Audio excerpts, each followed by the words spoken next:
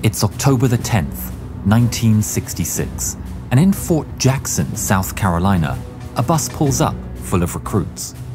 One by one, the strapping young men exit the bus, hurried along by a drill instructor shouting insults at them. They're in the army now. The young men line up outside the bus, all the while being barked at by the drill sergeant. It's a tried and tested routine to start to mold these young boys into men of steel. As the drill sergeant walks along the line, he notices something wrong.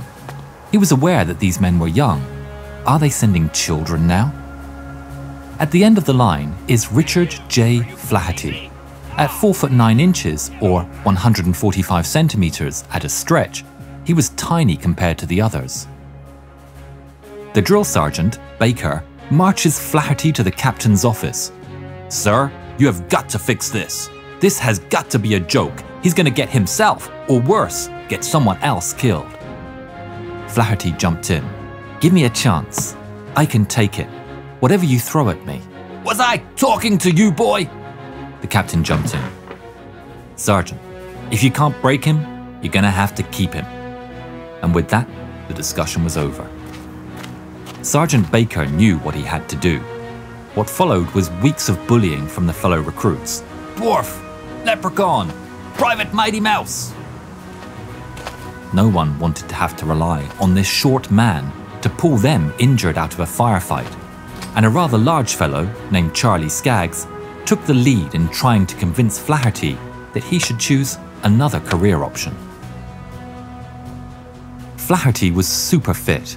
What he lacked in stature, he more than made up for in muscle and determination. Anything the army could throw at him, he excelled at.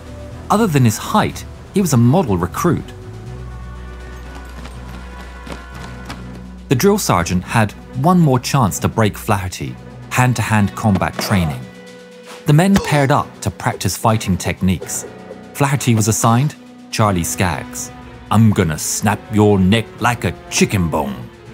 The sergeant blew the whistle, and Flaherty leapt into action. Taking Skaggs by surprise, with his speed and agility, Flaherty was a blur of punches and slaps. Aiming for his groin and his eyes, his knees, anything soft, Flaherty deftly struck out and avoided Skaggs, who seemed to be like a lumbering giant compared to this small, ferocious creature that was wheeling and punching and kicking like a demon. The other men stopped and watched the incredible display. Skaggs roared with pain and managed to grab the diminutive Flaherty. At this point, everyone was cheering for Flaherty. Skaggs pounded the man repeatedly to the ground, the weight difference proving too much of a disadvantage. Thwump, thwump, as his body hit the ground. Somehow, Flaherty managed to roll away. Both men are injured now, but the melee continues. Both men trade blows, punches, kicks. Neither man gives ground, neither man gives quarter. The drill sergeant blew the whistle. The two gladiators looked at each other as equals. They shook hands and became firm friends. No one ever questioned Flaherty's right to be in the forces again. 1.5 years later, on April the 19th, 1968, Flaherty is now a lieutenant in the 501st Infantry Regiment of the 101st Airborne Division, deep in the lush jungles of Vietnam. He's a platoon leader in Operation Delaware, a push to sever a crucial supply line of the Viet Cong. The platoon are silently snaking through the thick jungle when the point man at front makes a signal that something is up. Everyone freezes. Suddenly, all hell breaks loose as a rocket-propelled grenade comes whooshing towards the Americans, taking out the point man. It's followed by an eruption of AK-47 fire. More rockets come flying past, shredding trees and jungles as Flaherty and his platoon duck and cover into the floor of the muddy jungle. Flaherty grabs 3 grenades and makes his way towards the front of the platoon under heavy fire. They're pinned down by a bunker and have to flank the enemy or get torn to pieces. He gives the grenades to one of his men at the head of the platoon, ordering him to lob one at the enemy every 30 seconds. While gathering the men for an assault, a hail of RPGs comes in, throwing Flaherty through the air. Knocked unconscious, he's hit with shrapnel in the head. His men pull the shrapnel from his head, and he's bleeding. But that wouldn't keep the 1-meter lieutenant, as he was known, down. Regaining consciousness and shaking himself to his senses, he immediately set about the enemy position.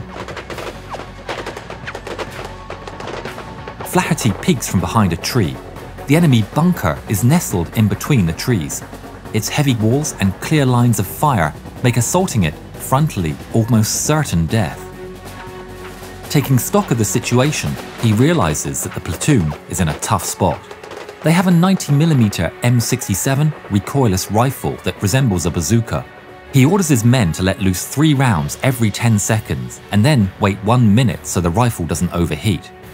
He slaps a fresh magazine in and sprints up an incline towards the bunker.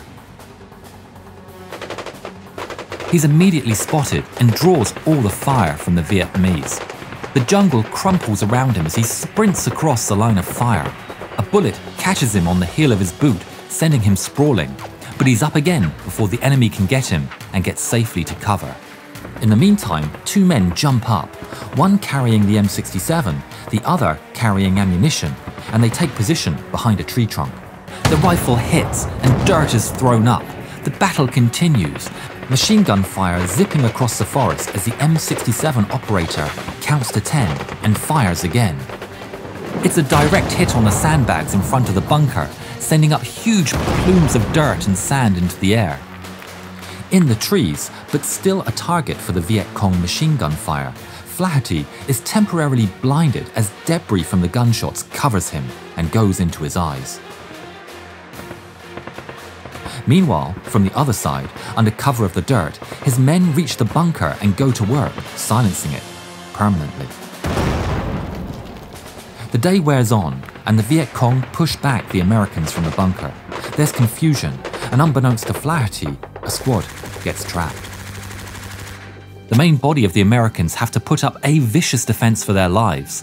They set up a perimeter using claymores and tripwires, but AK-47 fire has them eating dirt. More than 15 men are injured, and the medic is doing all he can. They need an evacuation or artillery support, preferably both.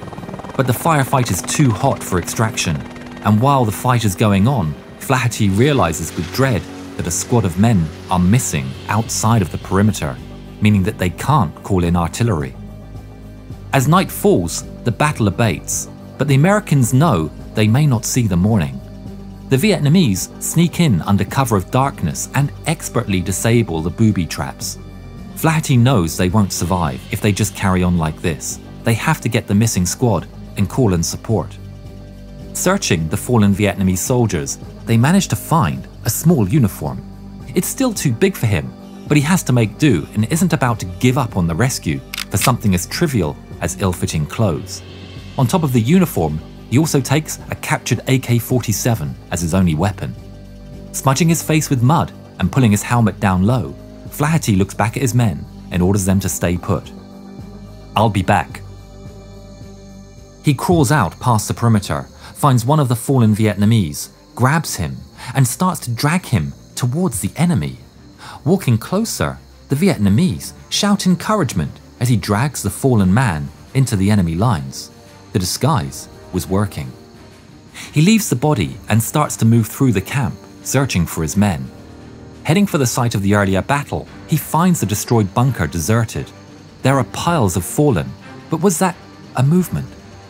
Flaherty takes a chance and in the darkness whispers the password, "Purple haze, purple haze." A shape calls back the response, "Goofy grape, goofy grape." He'd found 3 of the men. They go from crater to crater, "Purple haze, purple haze." Eventually, the whispered response, "Goofy grape." 7 men are found. The platoon are around 150 meters away, but the enemy are even closer.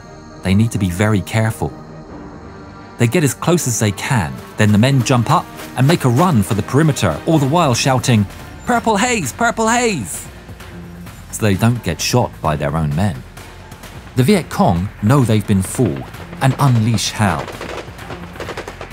6 men make it across the perimeter, including Flaherty, who at that point immediately orders the artillery fire. There's a distant boom, and then a whoomph as the Viet Cong positions erupt as howitzer fire finds its target. The following morning, 5 helicopters fly into a scene of devastation, but Flaherty has saved his platoon. He would go on to serve 13 months in Vietnam, earning him a Silver Star for his actions on that day.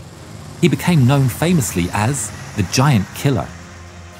He continued to serve after his tour, earning a Green Beret and being deployed to Thailand to train Thai units in counterinsurgency. During this training, he would earn himself 2 Bronze Stars and 2 Purple Hearts. He was honorably discharged from the army in 1971 due to budget cuts and retired to civilian life, at least officially. But unofficially, the Giant Killer was far from done. He got involved in several wars, became a CIA agent, taking part in drug busts as well as smuggling weapons to militias in Nicaragua. But his action-packed life would come to an end when he was sent to prison for possessing silencers, after which he would end up homeless and remain so for the rest of his life. Sometime in the early 2000s, he befriended a Miami police officer by the name of David Yuzuk, to whom he shared his stories. Yuzuk wrote a book on Richard called Giant Killer. When agreeing to tell his story, he said, "If they ever make a movie about my life, I want Brad Pitt to play me, and my quote is 3 million. In 2015, at 3 a.m. while crossing the road, Richard J Flaherty, the decorated American hero, was knocked over by a car in a hit-and-run incident. He was aged 69.